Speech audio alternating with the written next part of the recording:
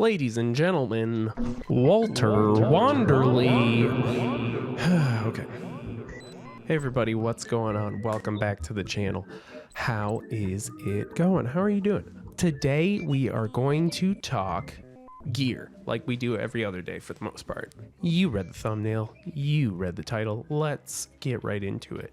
So I've been in the music retail synthesizer industry for the past 10 years, and I have spent that time talking to hundreds, maybe thousands of producers, recording engineers, artists, everything like that, helping them get gear in their hands, helping them get started, helping them upgrade, everything in between. And I'm making this video right now because I feel like that gives me just a little bit of an interesting perspective that I feel like might be useful to people who are getting started or people who are navigating, upgrading their gear here. So let's talk about it. Before I get too deep, recommending gear and everything like that, I just want to really stress how important it is that you do not need a lot of gear to make great music. All you need is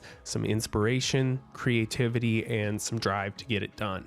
There are tons of free resources out there to make music nowadays, and a lot of the stuff that I'm going to recommend is going to come bundled with software like Ableton or VST synths that you can also just get rocking right away. So the important thing to take away here is do as much as you can with what you have, and you'll know when it's time to upgrade. That being said, if you're a beginner, I feel like these recommendations are going to be solid foundational tools that you're not going to grow out of very quickly. And if you do, there's still going to be useful resources and utilities to have around because you never know when you might need them. So let's get started talking about audio interfaces. Audio interfaces are arguably one of the most important tools other than a DAW that a audio engineer or producer is gonna need. So I see a lot of recommendations for beginners, and I feel like they're a little lopsided. So the basis of a lot of my gear philosophy is if it's really important, it's worth spending money on. An audio interface is going to determine how much you can do at any one time, whether that be recording in, sending out, anything and everything. It's also going to determine the audio quality you record at and a lot of the mics that you have access to and how many you can use at once. There are a lot of folks out there recommending a variety of different audio interfaces for beginners, and without talking trash on any of those audio interfaces, I am going to strongly recommend that you take a look at the Motu M2 and M4 line. These devices have a ton of features that make them incredibly functional, and it's the type of thing that you're going to want to hang on to and have around even later down your journey. Things like DC coupled offsets and the incredible amount of gain that the preamps have. Those are things that are going to come in clutch no matter who you are, where you are, and what situation you're in. So the Motu M2 and M4 line are Motu's kind of budget series, and they do clock in at a little bit more expensive than what a lot of people recommend for budget or beginner, systems. But I'm going to really strongly recommend again that your audio interface is somewhere that you do not want to skimp out on. If you outgrow your audio interface really quick, you're going to be kind of dead in the water. So I see a lot of other budget recommendations that lack MIDI, and I see ones that do not allow you to control the phantom power over the individual preamps, and that's a kind of a big problem in my opinion if you want to try interesting mic combinations or things of that nature. And the lack of MIDI on interfaces is just egregious at this point in 2022. You might not immediately think that you're gonna use MIDI, but especially the 5-pin variety. But when you need to use it or when you want to use it, you're really, really going to be kicking yourself if you went for an interface that doesn't have it on there. And the Motu interfaces in particular have really rock solid MIDI. Okay, so good time clock, we like it. The M2 and the M4 also feature DC coupled outputs, which is going to allow you to use things like Ableton CV tools to send control voltage to your synthesizers and things of that nature, as well as the preamps on the Motu interfaces have like 20 more dB of gain than the Scarletts. So you'll see a lot of people complaining that the Scarletts need cloud lifters to make, the RE20s and the SM7Bs really, like to get good level out of them. I've used an M2 and an M4 and an Ultralight Mark V on a ton of mics at this point, and I haven't ever once needed a cloud lifter or any additional amount of gain. The amount of gain in these interfaces is shocking. That's shocking. So yeah, on top of that, they are USB-C and fully iOS and Android compatible. So if you've got a phone or an iPad and you want to record what's going on, you just need a little camera connection kit. They rock. I want to stress again before we move on that if you've got a Scarlett or something else like that that's in the budget category and it's working for you, that doesn't mean run out and upgrade. Okay, just, make what you've got work for you until you can't anymore, until you hit a creative wall or you hit a functional wall and you need to have that extra power. Because I'm telling you that once you, master your tool and you get a more powerful one, it is an incredibly satisfying feeling to be able to wield all this stuff and be like, I have audio loopback in my interface now. Yeah, let's talk about speakers. Now, I do not have a one-size-fits-all recommendation for speakers because I really don't think that there is one. But I do have a few kind of philosophies about speakers that I will share with you, and I'll tell you why I kind of hold them. So I feel like there are two very important things for choosing a speaker or monitor for your space. The first is, what kind of work are you doing and what is your audience most likely to listen to it on? So what I mean by that is if you're making pop music, let's say, 90% of your audience is probably going to be listening to pop music in AirPods or some sort of, earphones like that, or they're going to be listening to it in their car, or if they've got speaker systems, they're not going to be, gigantic, high powered, whatever. And that's not to say that, someday you won't be selling out stadiums and blasting that shit over the most gigantic, high powered speakers in the world. But if you're just getting started or you're looking to upgrade whatever, sort of home stereo system you have to a more professional monitoring system for audio, then I think it's really important to look at what you're going to be doing. If you're doing stuff for film and you need high, clean, pristine sound recreation, or you're making like orchestral things, you're mixing that kind of stuff, then it might be worth it to go for those higher quality monitors that have the precision drivers and things of that nature. But, if you're trying to make distorted noise music, it might be a little bit overkill. The second important factor to choosing some monitors is the space you're going to have them in. So I feel like that's pretty self-explanatory, but if you have a small space, you're going to want smaller monitors. If you have a larger space, that you can spread out a little bit, you're going to want to maybe, invest in larger monitors. Or maybe you want smaller monitors in a large space.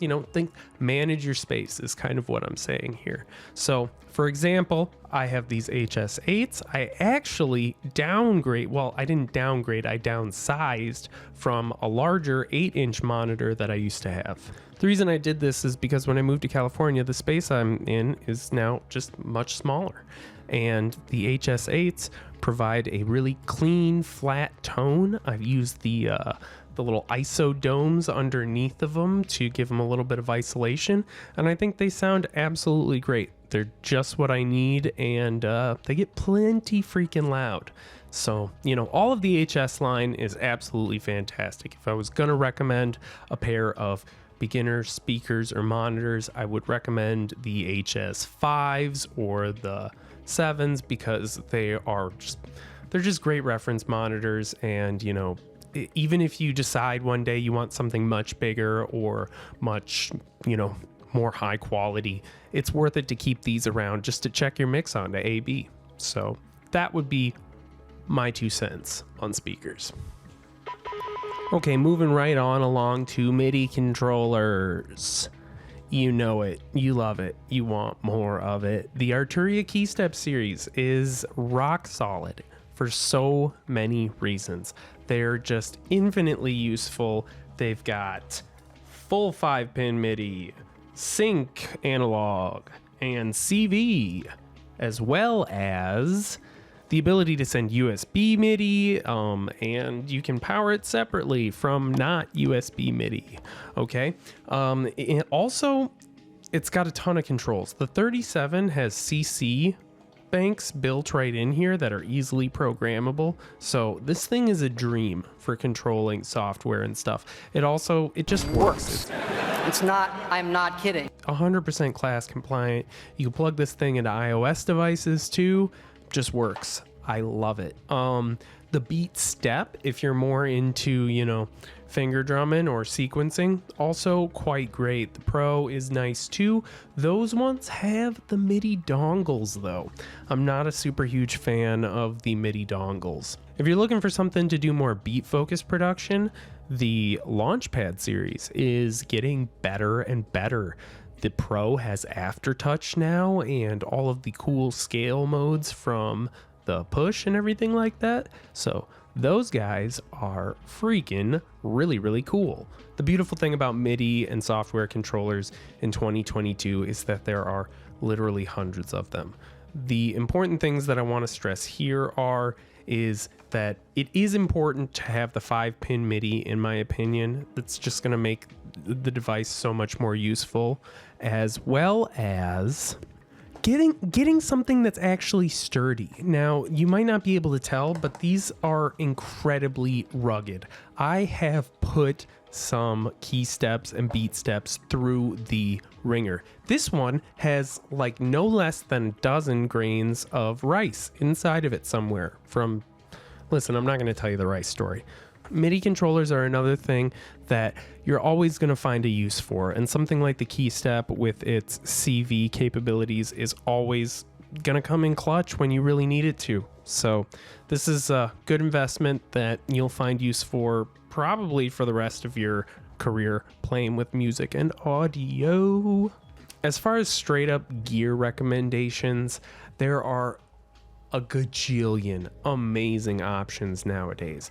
I really, really recommend the new Novation Circuit series for folks who are, either looking for a portable powerhouse or looking for something that they can have a tactile interface and relationship with to create music. The rhythm is out of control awesome. And so is the tracks. That one's got, some digital synthesizers in there and also some sampling power, sample playback power, I guess I should say, that make it really, really cool and fun. I also, I'm a sucker for the 404. This guy has a powerhouse, the SX version, even in 2022, is absolutely amazing. You can't beat these effects. The Mark IIs, super friggin' cool, but kind of unobtainium at the moment, which is a little bit of a bummer, but I'm sure in the next year or two they'll be out and about selling like hotcakes. So another important thing with gear is that there are tons of options to buy used stuff these days, so keep your eyes out for deals. You can find stuff pretty cheap.